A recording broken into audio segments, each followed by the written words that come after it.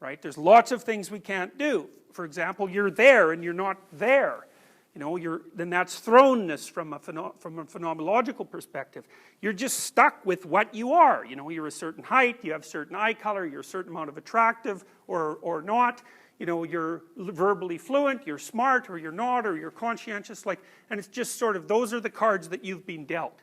And it really is worth thinking about it that way, because who you are in some sense is a consequence of a lot of processes, genetic processes, that are in some ways random. And you've been dealt a particular hand, and then you have to play it.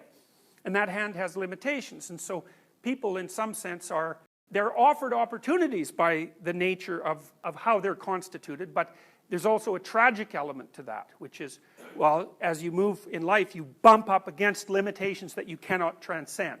You know, and those are the typical limitations. You bump up against the demands of the social group, which has a tyrannical element. You bump up against nature itself, because you're susceptible to illness and to degeneration and eventually to death, and so are the people around you. And so there's this issue at the bottom of being that also presents you with a problem. So life is problematic, you're trying to solve it, and that's what you're stuck with. So that's sort of the parameters of being. And so I think in most mythological language, I like to think of mythology, philosophy, and then mythology as like forms of conceptualization that are examining the grammatical structure of being. It's like what's common among sets of people, what's common to the experience of sets of people.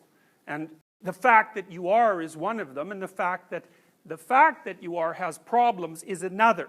And then a third one is, well, you're motivated, at least to some degree, to do something about those things.